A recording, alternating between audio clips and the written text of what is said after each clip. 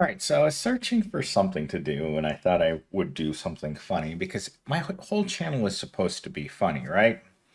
But sometimes I don't think it hits the mark. So I saw this video on living with a big girl, and I thought, everything that's wrong with that title is our relationship with living with Evil Corp. Because Evil Corp doesn't treat us right, doesn't like us, and often says things to us that hurt our feelings. And so you have to walk this fine line at the corporation, understanding full well that there are consequences for your words in the workplace. So I grew up hearing this from the older guys when I was a young man, right? When I was 20 years old, the old guys in my technology department would tell me all the time, Millennial Steam, going out with big women isn't a problem as long as no one sees you, you don't tell anyone, and no one finds out. If you can keep it a secret, that's great. When I started working, I realized that it was the same thing. You don't want to tell anyone where you work. You want to keep it as much of a secret as you can. And unfortunately, you still have to work a job that you don't want to. Just like dealing with supersized Susie Rottencrotch. So, in relationships, hearing hard truths from a partner can challenge our sense of self worth, especially when the critique aligns with our insecurities. This often leads to seeking validation through unhealthy means, drastic changes in behavior, appearance, or even distancing oneself from the relationship. Instead of building each other up, partners may intentionally amplify each other's vulnerabilities. This is exactly how I feel about Evil Corp. Because you make so little money, because you're ashamed of the uniform, and it is definitely an unhealthy relationship to your mental, spiritual, every part of your health suffers when you're working for a company that doesn't pay you anything. It's an embarrassment. It hurts your self esteem. You wake up every morning and you ask yourself, why do I have to go back there? And you know the answer is simple. You don't have a choice. Sometimes, as a man, you reach a point in your life where you're tired of being alone, and there's Susie with her full body looking at you like, you don't have to be alone. I'm here. Like, I was just live streaming at the park, and one of the loneliest, thick girls walked right past the camera twice, right? She walked to the other side of the lake, and then she walked back. I don't know if she was a fan of watching me. She was on her phone the whole time because it would be very easy to find me during a live stream. It's not that hard. If I'm live, I'm not moving, and you happen to be in the general area. She could have been a person who's watching the channel, but she probably just looked at me and it's like, oh my God, Millennial Steam is, oh, he's hideous. But that again comes back to why I'm doing this video. You don't always get what you want in life. And the job that you get isn't going to be directly aligned with what you thought you wanted to have in life, right? This is why when you're working a crappy job, the customers will come up and tell you to get a better job because they know you're not making a living at that job. They can look at your face and see you're not happy with the way that you're being treated. You're not physically attracted to that job in any conceivable way. You're only there to work. And Susie Rottencrotch, supersized Susie Rottencrotch, doesn't exactly like you either. That's your relationship with Evil Corp. Evil Corp would prefer not to have employees. It would rather have a like a version of a worker that can't open its mouth, right? A worker who can't complain that they're hungry, a worker that doesn't feel like the wages are fair, a worker that looks at Evil Corp and gives it the middle finger every time it's not looking. But that's not the reality of the way that things work in our society. You just have to take it. You're not proud of your relationship with Susie Rottencrotch any more than you will ever be proud of your relationship with the Evil Corp. But it's an unholy alliance that is a requirement to keep you alive. Men need love, men need work. All right, so let's transition into our script here. Remember, this is supposed to be funny. They say honesty is the best policy, but what happens when the truth destroys everything? Hi, my name's Maria, and today I want to share the story of how a simple conversation turned my world upside down. I've always been told that honesty is the foundation of love. You should be open, transparent, vulnerable, but no one told me sometimes the truth hurts more than any lie ever could. It started on what I thought was just another ordinary evening. We were sitting together, laughing, eating, and then, out of nowhere, he asked, "Have you thought about losing weight?" How does this translate into Evil Corp? Have you thought about getting a better job? That always comes up. No matter where you're working, what you're doing, someone's going to come up to you and be like, you can't work here forever. I've said that to many people, to many workers. It's like, that this is minimum wage. It's not a career. You're not going anywhere. It's obvious that you're not happy in this relationship, and you might think that you're happy, but the reality is we're never going to be physically attracted to Evil Corp in any conceivable way. All we're going to do is bounce around in negative relationships with all the Evil Corps in our general area that will hire us. And sometimes you have to lower your standards the same way that Evil Corp has to lower their standards. Not just because Susie's big does she lower her standards. Sometimes she lowers her standards because she doesn't want to be alone. Evil Corp sometimes runs out of people to hire. I've seen this at my current job. Sometimes there just isn't enough qualified people in the area to take those jobs. And what does Evil Corp do? Well, then it decides that it's going to expand the search, not just to the local area, but just make the job remote. And guess what that means? That means that you're going to hire someone in West Virginia that has almost no computer skills, that you can't watch, you can't train, and they're only going to be in the relationship for maybe a few days to a few weeks. But that's how you fill that position. Because, again, there are low quality people everywhere. Evil Corp knows this.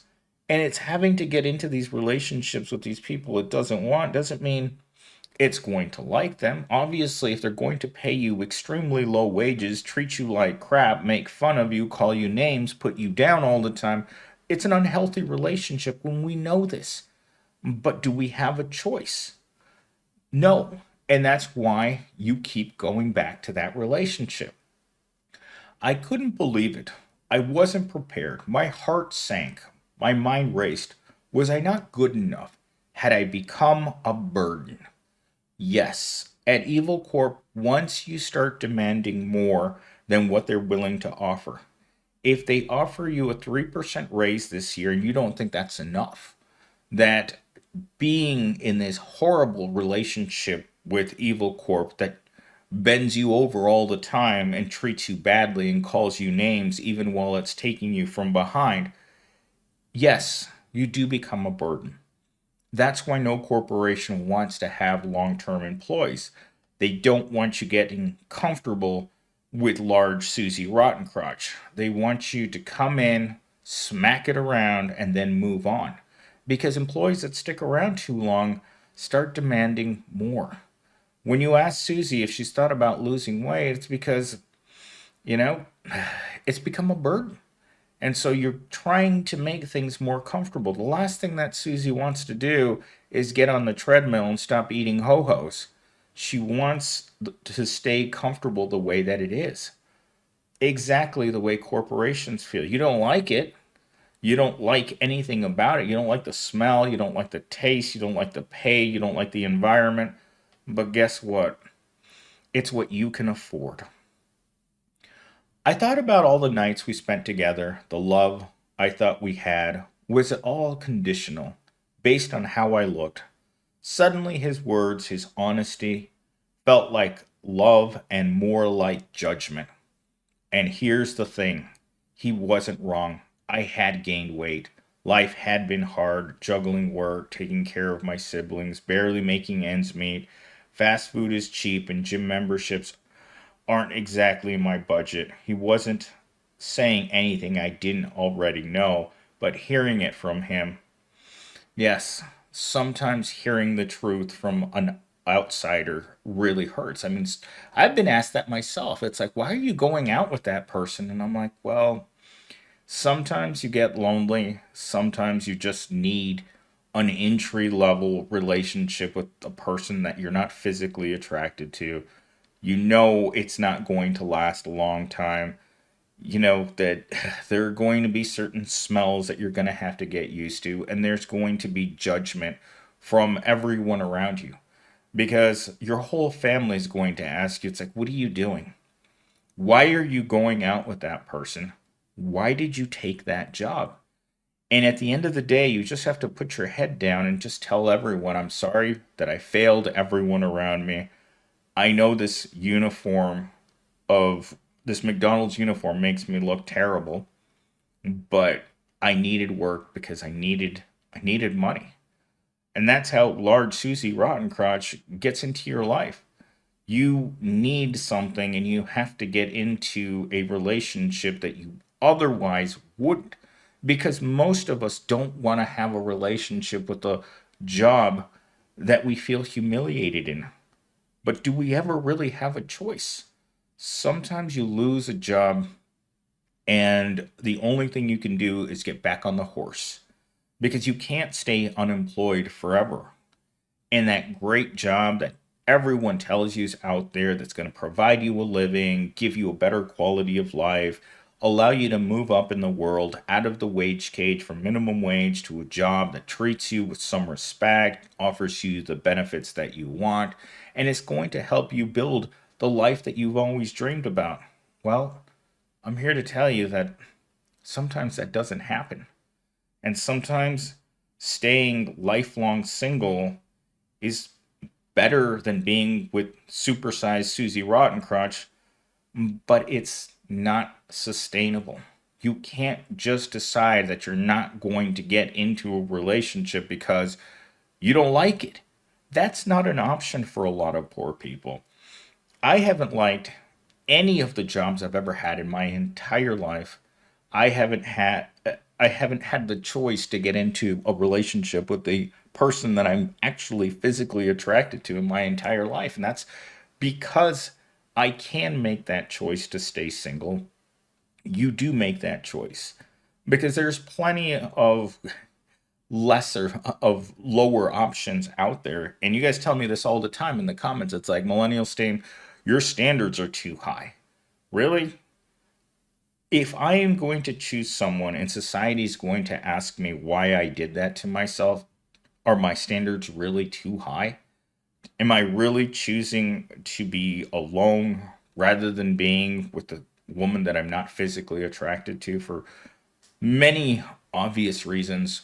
When I worked at the university, I worked for I guess I didn't work for him. He was at my same level. We were both student workers. We were both working for the sports department.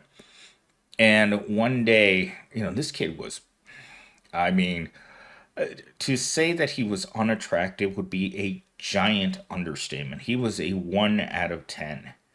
And one day he showed up with a woman that he had just gotten pregnant.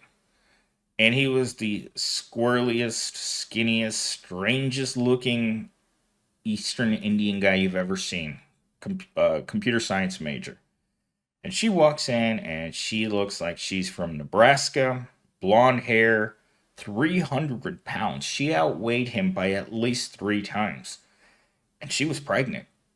And at the time, I had this acquaintance that was with me when we ran into them one time. It's like, how do they even do it? And I told her, even the elephants and the hippos and all the large animals in the kingdom, all in the animal kingdom, find a way of doing it.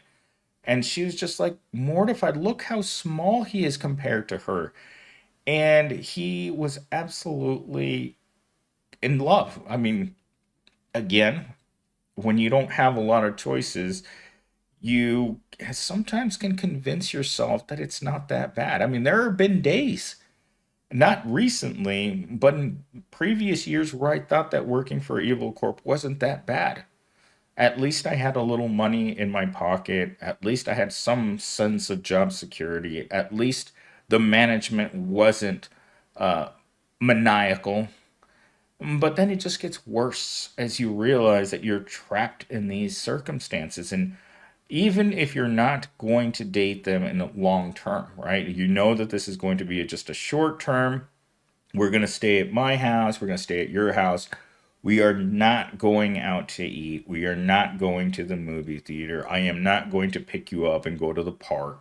We aren't going to do any of the normal things that you would do with someone that you weren't ashamed of, in a sense, right? Because if you're ashamed of your employment, and I've said this before on this channel, when people ask me where I work right now, any person that I've been in academics with for the last 20 years, I would much rather say that I'm unemployed rather than saying that I work for Evil Corp. The same way that you feel the shame when someone asks you, it's like, oh, well, well, are you seeing anyone? And you think, oh, do I mention her or do I just say that I'm single?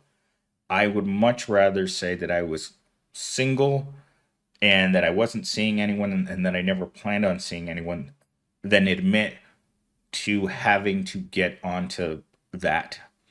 But it's all subjective. Some people, and I mean, I have to see this every day at the gym. Some couples walk in and you look at his face and you look at her and you think, you know what, these two people had to settle, right? They're both very overweight, they're both very unattractive. And he can't just decide, well, you know what, I can do better. And that's exactly how I feel about jobs right now. You go on to Indeed, you look for a better job, there's nothing there. So you settle for a job that you're ashamed of doing, that you don't like going to, that management doesn't want you there, you don't want to go there. But at the end of the day, what real choice do you have? I don't like my job. I will never like any job that I can actually get. And that's been a problem for me for my entire adult life. I can't find a job that I like. I can't find a job that pays me enough. I can't just close my eyes and pretend it's not humiliating to go to a job that will never provide me sufficient money to be comfortable, to own a home, to be able to get a real Susie Homemaker rather than Susie Rottencrotch. That will never happen for me. And for all of those of you out there, especially in my comment section, who are going to say, well, you're just not trying hard enough. You got to settle for a job and then work your way up. That's not the kind of jobs that are out there. The kind of jobs that are out there are looking for desperation workers like myself. My current job is a desperation job. The people that I hire are desperation workers that don't know it until they start working because they're too young. When they start working for me and they realize, oh my God, I thought $18 was a lot of money. No, it's not. And it never will be. The closer you work to the minimum wage, the more uncomfortable you're going to be because you're living that close to the bone. I don't know how that metaphor works with dating a large woman, but I'll figure it out. Um, so at the end of the day, none of our relationships with any part of our life is fulfilling. We have to lie to ourselves.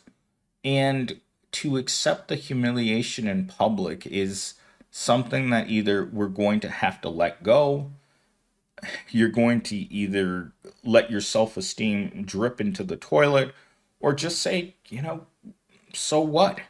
If you're a 35-year-old man that's working at a McDonald's right now because you can't find a better job, and the people in the community come by and mock you for having to put fries in the bag, little bro, what can you really do? You can spend 3 to 6 months to a year looking for a better job, and you may not find that better job. The same way that you can spend, um, what do they call it, the holiday season alone, year after year after a year, because you've been looking for something better. And at the end of the day, You may have to settle for something you don't want. And at least you can say it's short term. If you're going to stay with her for long term, you're going to have to turn off that part of your brain that says that you're not happy. All right, so here we go. It felt like a betrayal, like all he saw was my flaws, not my struggles, not my effort, just the weight. I started pulling away. Every time I saw him, I wondered, is he judging me? Is he wishing I looked like someone else? I became obsessed with it. I became obsessed with fixing it, with fixing me. But here's the part no one talks about. Sometimes trying to fix yourself or someone else breaks you even more. I stopped eating meals with him, stopped enjoying life. I was so afraid of being judged, I forgot how to be happy. And the worst part is he wasn't a bad person. He thought he was helping, but his honesty, it wasn't love. It was a mirror showing me everything I already didn't like about myself. In the end, we broke up, not because he was honest, but because I realized something. Love isn't about fixing each other, it's about acceptance. And I couldn't stay with someone who saw me as a project instead of a partner. So here's my truth. Honesty can be a gift, but it can also be a weapon. If you're going to wield it, be sure you're doing it with love, not judgment. And if someone's truth makes you feel small, remember, you're not broken, you're human. So I try desperately to mix these two things together because it's what we all have to do in our lives. We're not comfortable in the relationships we have, we're not comfortable in our employment, and we really can't separate ourselves from either one. People need love, people need money. But in the long term, needing those things doesn't mean that you have to stay there. You're going to bounce from job to job for the rest of your life if you haven't already found a career. That's been my situation throughout my entire life. And I've chosen to stay single for my entire life because I don't want to have to deal with a relationship in which I feel like you can't be honest. You say the wrong thing to a girl and she's going to leave you because she doesn't want you to be her project, as the script says. A job doesn't want you there long term because they don't want you feeling like you can keep lying to yourself, right? Because it's the same thing. When you end up in a job that you don't like, you can keep telling yourself that you can do this one more day. But the reality is that you're dying a little bit every time you have to lie to yourself and say it's not that bad. If you're asking the question, it is that bad. And it will never get any better just because you think that, well, maybe I'll just give it another week. That's not the way that the system's designed. The system's designed to take as much from you and give you as little as humanly possible in return.